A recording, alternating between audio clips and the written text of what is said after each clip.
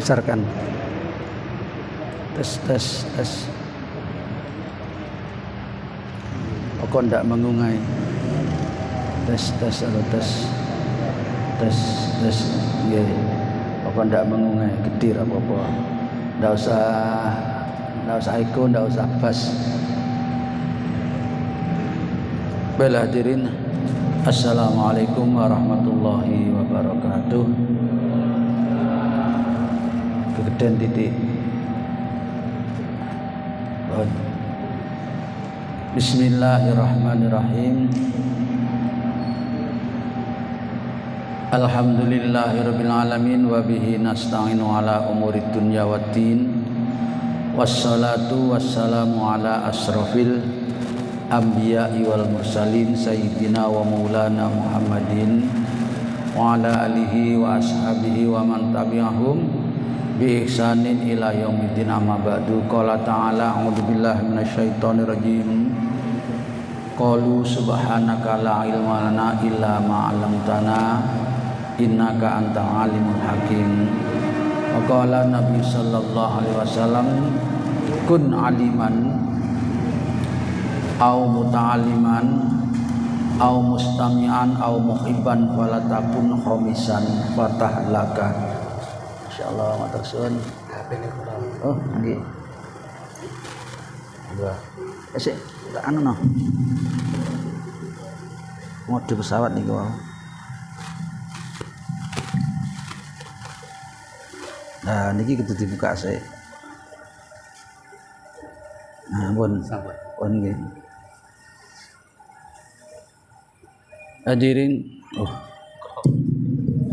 Hadirin kaum muslimin, Bapak Ibu jamaah yang dirahmati Allah Ta'ala, puji syukur kita haturkan kehadirat Allah. Mudah-mudahan seluruh rangkaian ibadah kita sekecil apapun selalu diridhoi dan diterima oleh Allah Subhanahu wa Ta'ala. Salawat salam kita haturkan kepada baginda junjungan kita, panutan kita, Nabi Agung Muhammad sallallahu alaihi wasallam yang sangat banyak memberikan teladan, contoh-contoh tuntunan kepada kita. Mudah-mudahan kita bisa mengamalkan sebaik-baiknya sesuai kemampuan kita, sehingga kita saatnya nanti betul-betul bertemu dengan beliau dan mendapatkan syafaatnya. Amin ya rabbal alamin. Hadirin, kita lanjutkan taklim kita. Kita masih di bab zuhud. Banyak hadisnya zuhud ini sudah 29 nih, masih belum selesai. Mudah-mudahan bisa kita amalkan. Hadis yang ke-29, sebuah riwayat dari Ka'ab bin Malik. Sahabat Ka'ab bin Malik radhiyallahu anhu qala, sahabat Ka'ab berkata, kata Ka'ab, qala Rasulullah sallallahu alaihi wasallam, Rasul bersabda, madhibani, tidaklah dua ekor serigala, jai'ani yang lapar, dua ekor serigala lapar, arsala kemudian dilepas, fi ghonamin di tengah-tengah kawanan kambing. Jadi kalau ada serigala lapar itu gitu. Serigala itu gak patek lapar, elek roh kambing kan nyerang. Ini lapar. Bi afsada lebih merusak laha kepada kambing itu min khirsil mar'i daripada rakusnya seseorang alal mali wasyarofi dan kedudukan lidinihi terhadap agamanya. Jadi sampai kayak gini hadirin, Rasul itu amat sangat mengkhawatirkan kepada umatnya kalau toh nanti di akhir zaman termasuk sekarang ini pada rakus kepada harta dan kepada kedudukan. Rupanya hadirin kan nyatanya seperti itu. Rakusnya luar biasa sehingga banyak sekali perilaku-perilaku penyimpangan, kadang-kadang yang bukan haknya diambil. Bagaimana caranya bisa mendapatkan kedudukan dengan segala macam cara, sekalipun mungkin itu jalan pintas, sikut sana sikut sini, ini sangat dikhawatirkan oleh Nabi, dan itu sangat lebih berbahaya dibanding daripada bahayanya 2 ekor serigala lapar tadi itu yang dilepas di tengah-tengahnya kawanan kambing. Itu berbahaya gitu. Mesti nyerang, si serigala itu mesti nyerang kambing gitu, membahayakan keselamatan kambing. Tapi ternyata kata Nabi masih lebih berbahaya rakusnya manusia terhadap harta dan terhadap kedudukan. Ini sudah diwanti-wanti sejak zaman Nabi masih ada. Rupanya kan banyak sifat manusia yang seperti itu. Hadirin yang dirahmati oleh Allah Ta'ala, kalau kita mendengarkan berita-berita itu, bagaimana tindak kejahatan orang-orang yang mencari keuntungan pribadi dengan berbagai cara dia tempuh supaya dia mendapatkan keinginannya sesuai dengan apa yang dia upayakan. Ini hadirin dirahmati oleh Allah Ta'ala, hendaknya kita berhati-hati dari hal yang semacam ini supaya kita tidak termasuk golongan orang-orang yang celaka nanti di hadapan Allah Subhanahu wa Ta'ala. Jadi Nabi sudah mengumpamakan seperti tadi itu. Baik, sekarang yang ke-30. Contoh ini kesederhanaan Nabi dalam melakukan kezuhudan yang harus kita ikuti. Sebuah riwayat dari Abdullah bin Mas'ud radhiyallahu anhu qala, nama Rasulullah, kata Abdullah, suatu ketika Rasul tidur, bubuk sari. Rasul tidur ala khasirin, di atas tikar. Tikar saat itu tikarnya terbuat dari anyaman daun kurma itu loh. Daun kurma itu kan kayak daunnya sawit gitu nggih. Ya itu diambili yang tidak ada lidinya kemudian dianyam. Hasir itu tikar. Nggih. Orang kita sulit mengartikan memberi nama lemek tidurnya kita yang empuk itu kasur nggih. Kasur itu diambil dari ini hasir. Jadi wong Jawa kangelan jeneng kasur itu apa jeneng kasur? Ini diambil dari kata khasir menjadi kasur. Khasir ini artinya tikar. Tikar kalau di kita kan macam-macam tikar itu. Ada yang baik mahal, seperti tikar yang dari rotan itu, lampit itu ya tikar, gitu. Mahal itu Bapak. Saya pernah beli untuk sekedar ukuran sejedah itu untuk imaman gitu. Itu harganya hampir 100.000 hadirin. Sebesar sejadah untuk imaman itu, apalagi kalau besar itu memang bagus dan itu buatnya tidak gampang. Nah ini tikar di kita bermacam-macam jenisnya. Kalau zaman dulu kan memang bahannya tidak banyak. Jadi yang dipakai Nabi ini lemeknya tidur itu tikar yang terbuat dari anyaman daunnya kurma. Fakoma, maka ketika beliau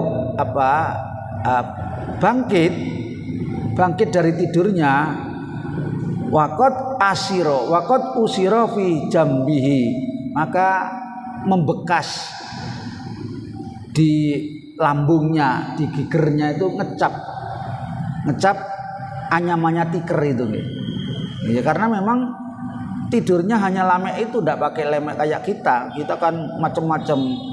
Spring bed aja tidak mau yang harga biasa, harga yang luar biasa. Nah hadirin, ada memang orang sekarang yang sampai sekarang tidak mau tidur di kasur, ada. Termasuk saya itu tidak bisa tidur di kasur hadirin. Kembet deh tidur di kasur nih. Gak iso turu malah, kelisian ronor ini. Suka kayak gini gelar. Betul saya dulu ketika masih belum berhenti ngajar itu sering diajak acara gitu, nginep di hotel. Saya lo tidur di bawah gelar dewi. Kasur gak iso turu. Ya sudah kulina, karena sejak kecil hidup di pesantren, di pondok dulu, terus setelah itu juga di asrama. Ketika kuliah itu sama-sama dengan temen itu gak usum pakai kasur, sampai sekarang gak suka di kasur. Nah jadi kembali ke sini, jadi ketika beliau bangun, tikarnya ini ngecap di lambungnya Nabi. Kemudian fakulna, maka Abdullah bin Mas'ud ini dan teman-teman sahabat yang lain, dia berkata, ya Rasulullah, kata Rasul, lawit takhotna laka wit'an, kalau Tuhan berkenan, saya akan belikan kasur. Sahabat kan, ya jenenge sahabat sama dengan kalau ada orang santri gitu, lihat kiainya kok nek turu koyo ngono, jadi ndak mentolo atau bagaimana terserah gitu. Itu maka menawarkan sahabat, bagaimana Rasul kalau aku belikan kasur untuk Tuhan, untuk Rasul, biar tidak lemek tidur seperti itu. Maka apa jawabnya Nabi ketika ditawari untuk dibelikan kasur? Mali walid dunya, ma ana fid dunya ila karokibi istadalla tahta syajaratin sumara khawatarakaha. Hadirin, kata beliau, ndak perlu aku. Nggih. Ndak perlu aku tidur pakai kasur. Nggih. Ma'ana fid dunya, buat saya di dunia ini tidak ada lain melainkan seperti karokibin,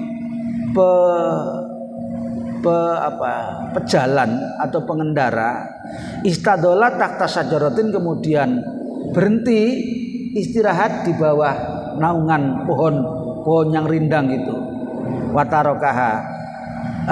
Ketika dalam perjalanan istirahat, misalnya panjenengan atau kita sekalian berjalan di lewat tol apa misalnya gitu.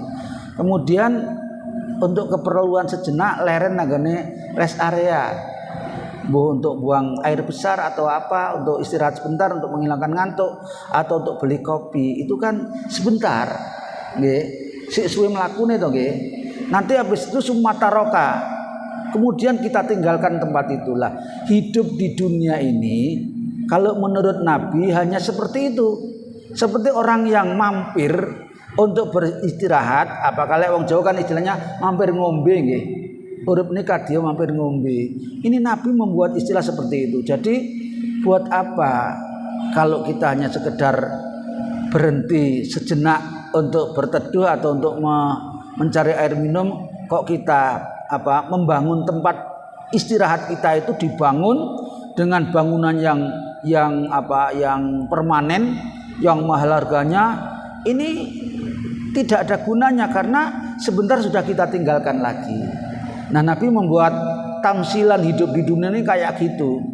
Orang yang dengan dana yang tidak sedikit, kemudian dia bangun apartemen, gedung, hotel, dia bangun yang luar biasa. Nggih. Sampun. Matur suwun nggih. Nah, hadirin, kemudian kalau setelah dia bangun dengan bangunan yang megah, biaya yang tidak sedikit, kemudian dia tinggal mati, untuk apa bangunannya tadi itu? Kan hampir-hampir tidak ada manfaatnya nggih. Paling ya untuk warisan anak-anaknya, itu kalau anaknya ngerti. Kalau anaknya tidak ngerti ya malah dibuat persengketaan. Nah, oleh karena itu hadirin, sebetulnya nggih, apa yang dituntunkan Nabi, apa yang dicontohkan Nabi, apa yang diajarkan Nabi ini tidak melarang kita untuk kita memiliki yang baik, yang mewah, yang megah, yang harga mahal. Tidak. Monggo silakan punya gedung, punya apartemen, punya apa saja nggih. Cuma yang dimaksudkan janganlah apa saja yang kita bangun di dunia ini, yang kita kumpulkan untuk dunia ini, mengalahkan kepentingan kita untuk di akhirat.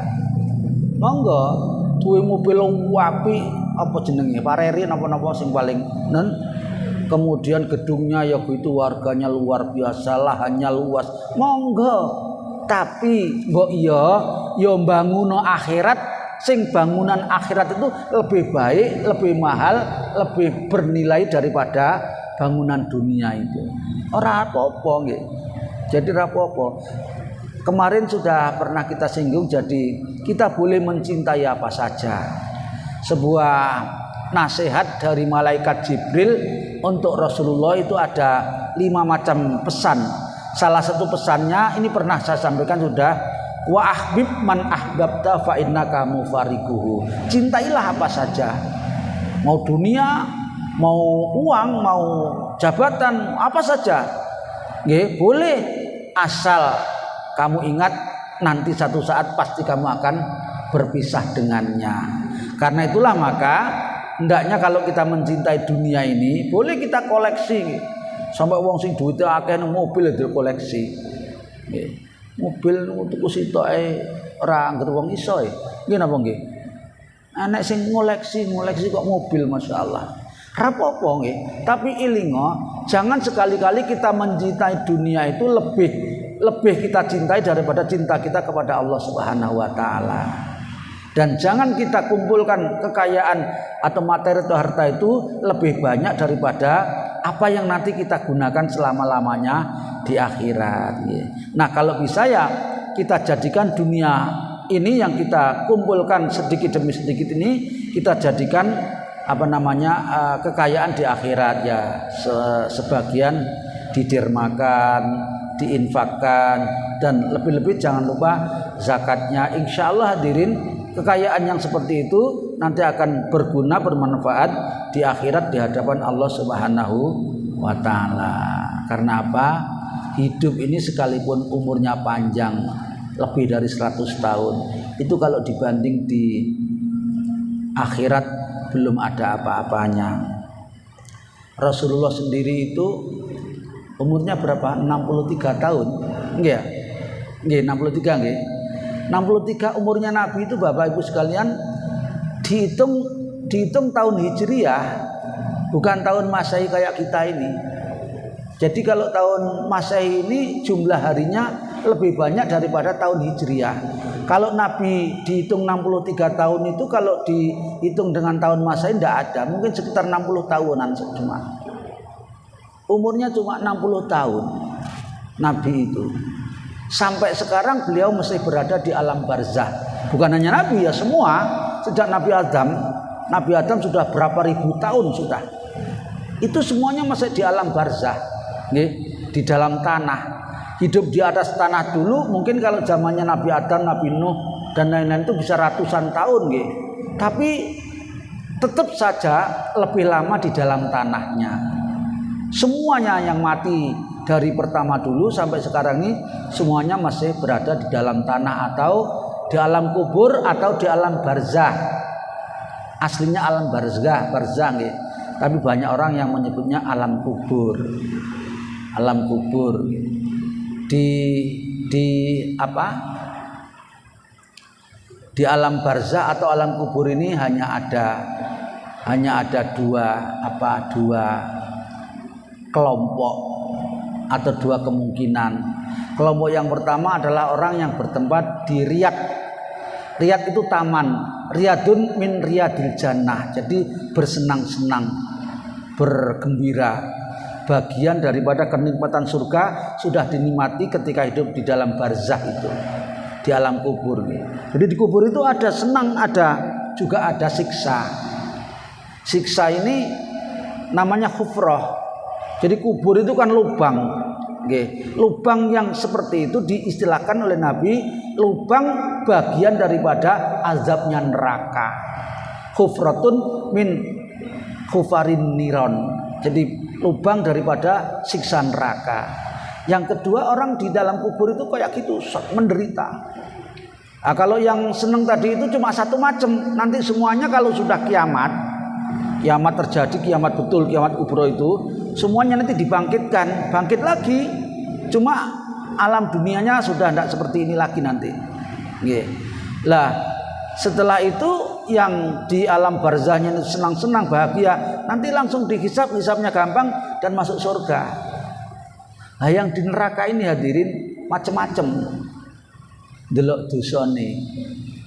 Lek dosane kira-kira sedikit nggih. Sakjane dhek ya mukmin, ya muslim, tapi melakukan dosa. Cuma dosanya ndak patek banyak. Fasik, Orang mukmin, orang muslim yang melakukan maksiat itu orang fasik namanya.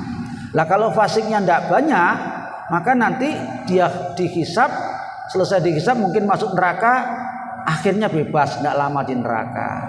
Tapi dosanya itu dosa yang Allah enggan untuk memaafkan. Ada firman-Nya Allah itu, innallaha la yaghfiru ayyusyraka bihi wa yaghfiru ma duna dzalik. Allah itu akan mengampuni semua dosa-dosa selain dosa syirik kepada Allah. Lah dosa syirik dibawa mati tidak akan diampuni.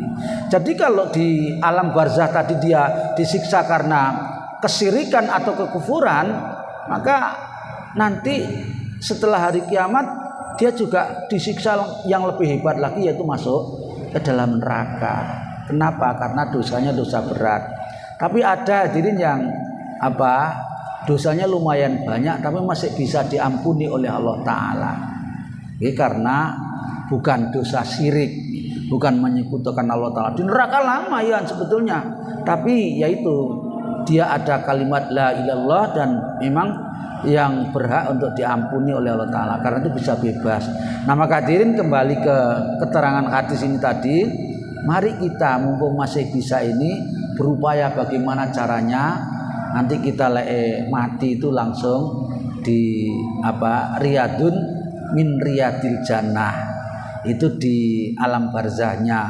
Kemudian setelah hari kiamat kita dihisab dan langsung dimasukkan ke dalam surga Allah Subhanahu wa taala. Baik, ini hadis yang ke-30.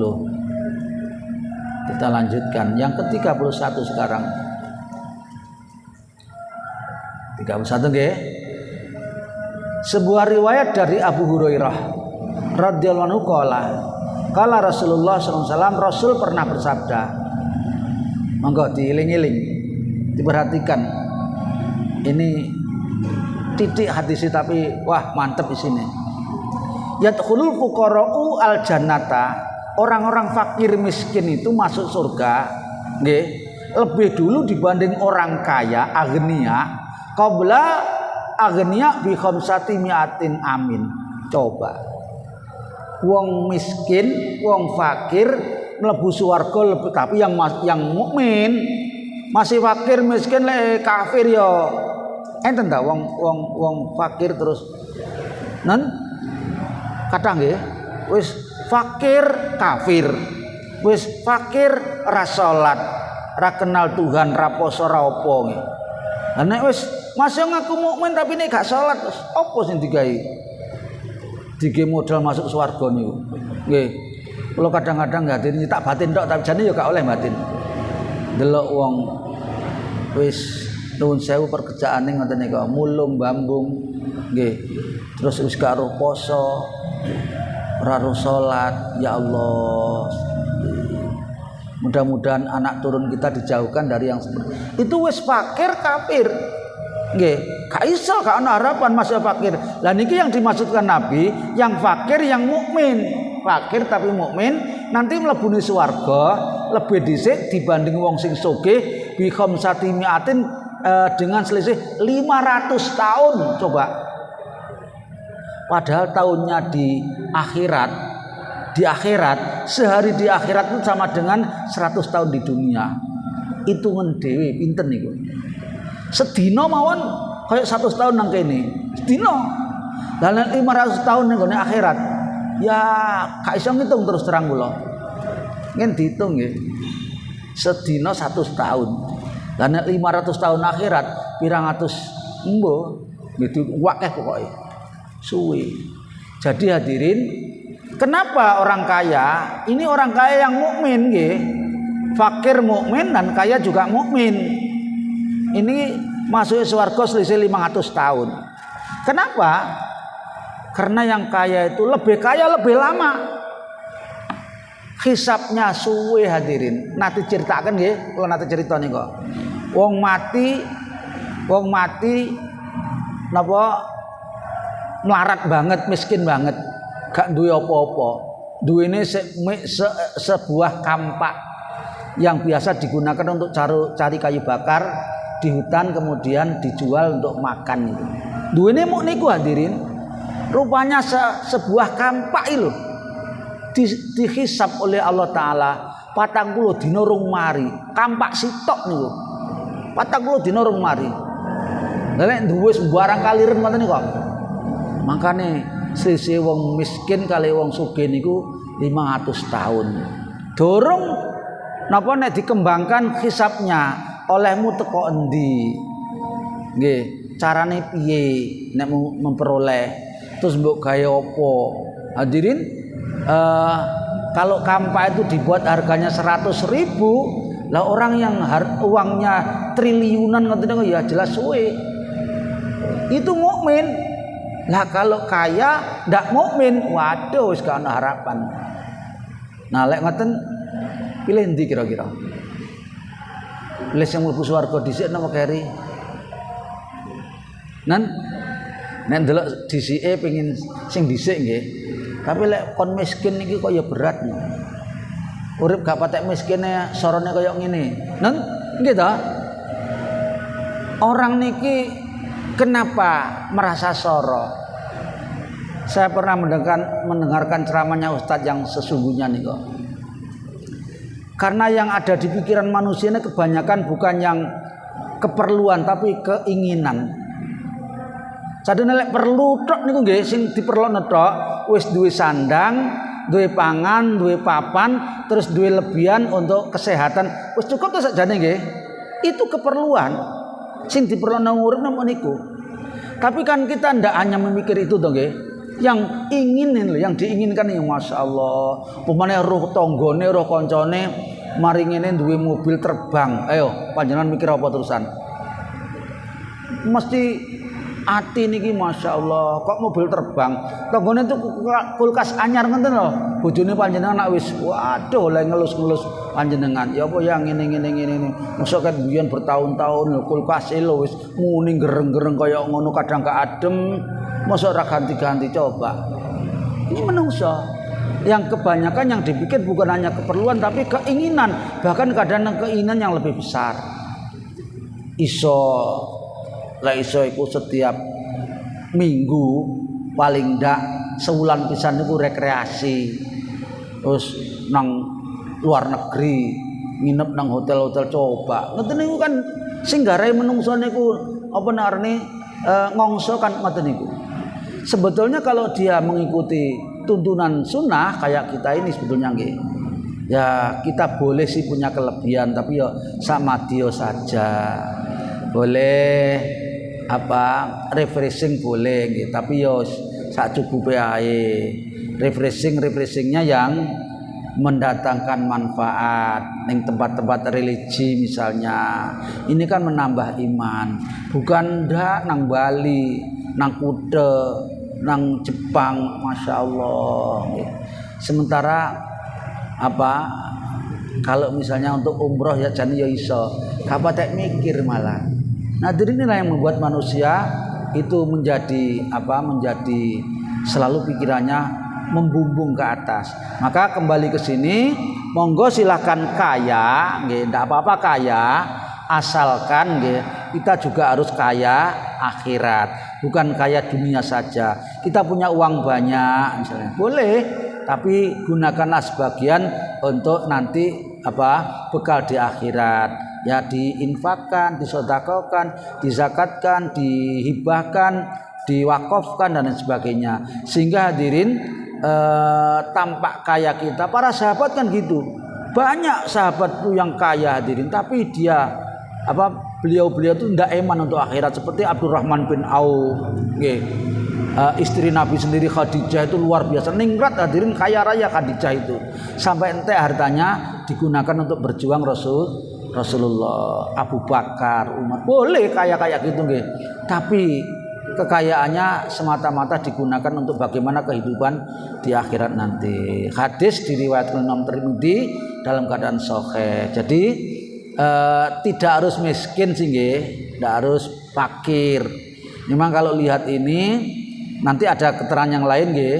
Lihat ini orang kaya itu resikonya di akhirat, dia harus mempertanggungjawabkan kekayaannya dulu, dihisab yang demikian berat. tidak ringan hisab di akhirat itu. Satu kampak saja dihisab tidak selesai 40 hari, nggih. Betapa lamanya orang yang kaya raya hartanya ada di mana-mana itu. Mudah-mudahan Allah selalu memberikan bimbingan kepada kita. Yang ke-32. Ini podo niki. Cuma ini ada kisahnya.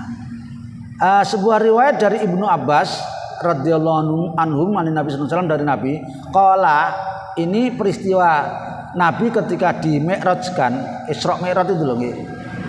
Itolak itu kata Nabi, aku pernah nginguk lek basa wong Jawa, cara wong Jawa. Napa nginguk niku? Ya melihat sebentar nggih. Melihat sak delok nggih. Nabi kata beliau, aku pernah melihat fil jannati di surga. Aku pernah melihat penghuni surga yang memang waktu itu belum terlaksana betul kehidupan surga. Gambarannya sudah ada tadi. Gambarannya sudah ada, maketnya surga itu sudah ada, Nabi sudah melihatnya. Jadi ketika beliau berdiri di pintu surga, kemudian beliau perhatikan para penghuni surga itu, para itu aksaru ahla al-fuqara. Rupanya kebanyakan yang lebih dulu masuk surga itu orang-orang fakir. Fakir niku lebih miskin daripada miskin itu. Nggih. Nek wong miskin niku sakjane sik duwe penggawean, sik duwe masukan-masukan, tapi sik kurang mawon. Nggih. Lah, fakir niki hampir tidak punya masukan, tidak punya pekerjaan. Jadi lebih miskin daripada orang miskin fakir ini. Rupanya ketika beliau nyambangi di surga, melihat surga, ternyata kebanyakan yang lebih dulu masuk di surga itu orang-orang fakir. Wattola'tu finnari, dan saya melihat neraka dari pintu neraka. Faro'a itu kata Nabi, maka aku melihat aksaru ahliha, kebanyakan penghuninya an-nisa, para wanita. Karena ibu-ibu nggih. Wae ngaji nang ibu-ibu kana. Jadi hadirin, ya sebetulnya bukan berarti tidak ada laki-laki, ya banyak laki-lakinya, tapi lebih banyak wanita. Tentu saja wanita yang banyak di neraka ini adalah wanita-wanita yang tidak beriman, tidak bersyukur kepada Allah Subhanahu wa taala. Kadang-kadang ada imannya, tapi syukurnya sedikit, ngeluhnya banyak, sehingga membuat dia lebih cepat masuk ke dalam neraka. Nah, hadirin yang dirahmati Allah taala, oleh karena itu kewajiban kita menasihati istri kita, anak-anak perempuan kita untuk hati-hati, supaya selalu meneguhkan imannya dan selalu banyak bersyukur, kemudian jangan banyak mengeluh, kemudian selalu banyak berbuat baik kepada suaminya. Ini yang menyebabkan wanita tidak mudah masuk ke dalam neraka. Jadi hadirin yang dirahmati Allah Ta'ala, kembali ke sini bahwa orang-orang yang miskin, tentu saja sekali lagi orang yang miskin, yang fakir, yang beriman, bertakwa dan beramal soleh kepada Allah Subhanahu wa taala. Siana tiba nggih. Rong entek bab zuhud ini. An Usamah, sebuah riwayat dari Usamah bin Zaid radhiyallahu anhu Nabi sallallahu alaihi wasallam qala tukum tu padha niki padha cuma tagnya lain. Kata Nabi, kuntu ala babil jannati, satu saat aku pernah berdiri di pintu surga, fakana amati man dakhala al miskinu.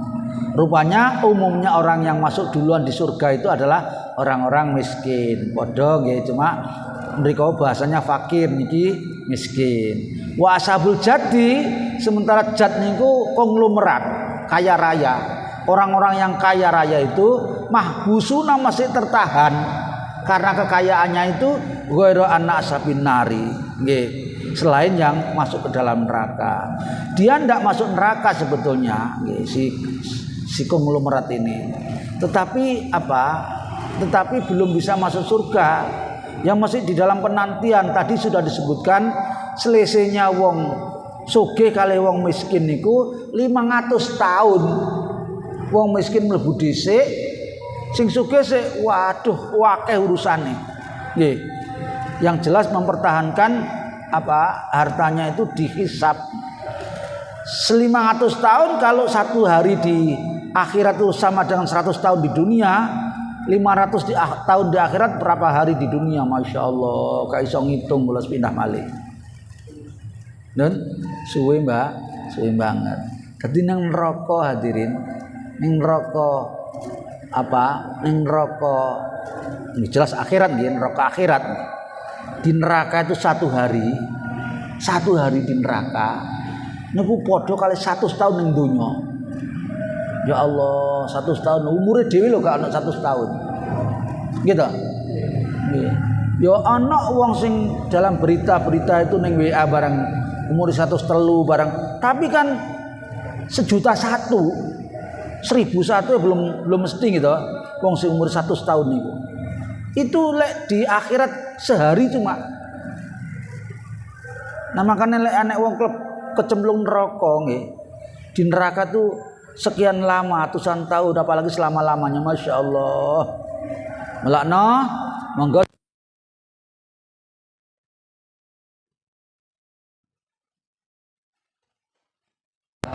Kita semuanya sudah digaris, ada yang digaris sugih, nggih. Nggih, sugih sing jujur niku bagus. Sugih sing sesuai dengan syariat bagus.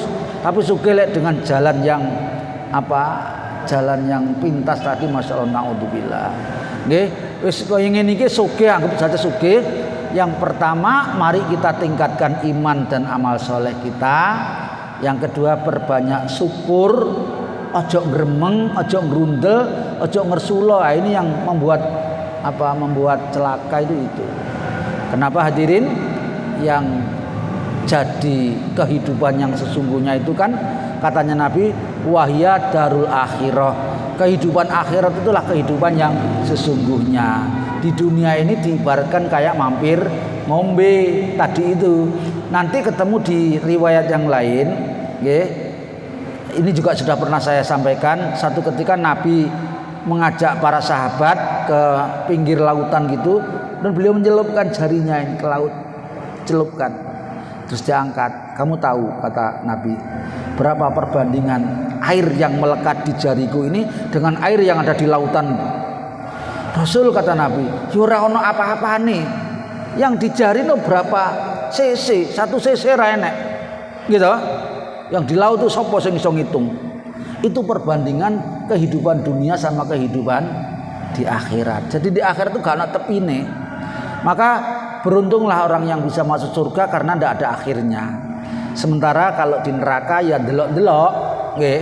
Nek dosane gak patek akeh ya gak patek suwe ning neraka.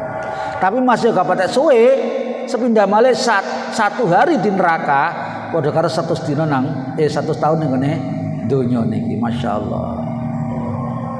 Tasik nggih, begini nggih. Tasik. Oh niki terakhir niki Pak Yasin, terakhir nih kados niki. Sebuah riwayat yang ke-34 dari Abu Hurairah anin Nabi sallallahu alaihi wasallam qala asdaku kalimatin. Kalimat yang paling benar ini kita tidak menemukan, kita tidak menangi ya. Ini dulu di zaman Nabi itu orang yang ahli syair itu banyak aja. Pinter-pinter syairnya hebat-hebat. Tapi tidak banyak yang mengarang syair itu yang liriknya berisi akidah, berisi syariat. Kebanyakan ya untuk kehidupan waktu itu. Nah, ada satu syair yang isinya akidah yang ditulis oleh namanya Labid. Labid ini namanya pembuat syair itu. Maka Nabi bilang asdaku kalimatin qala asyair kalimatul Labid. Sebaik-baik kalimat syair adalah kalimat syair yang ditulis oleh penyair yang namanya Labid ini tadi. Kenapa dikatakan syair yang bagus? Alla kullu syai'in ma khalaqallahu batilun. Ingatlah kata Labid ini. Selain Allah itu semuanya nanti hancur. Maka di dalam Al-Qur'an itu ada kalimat kullu syai'in fanin, semua sesuatu nanti akan hancur, illa wajhah, kecuali zatnya Allah Subhanahu wa taala, dan sesuatu yang dibuat oleh Allah kekal, yaitu surga neraka.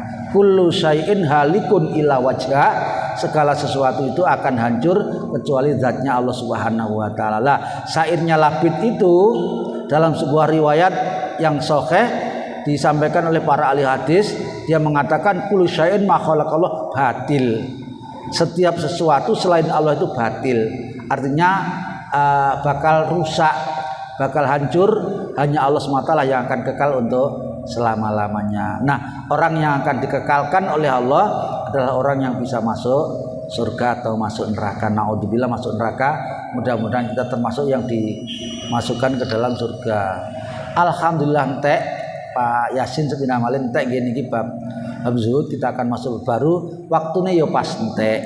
Mudah-mudahan ngaji niki dibarengi hidayah Allah Ta'ala, membuat kita semakin dekat dengan Allah, semakin dekat dengan kebaikan, dan mudah-mudahan kula panjenengan dimatikan dalam keadaan husnul khatimah. Amin Allahumma amin. Subhanakallahumma wa bihamdika asyhadu an la ilaha illa anta astaghfiruka wa atubu ilaik.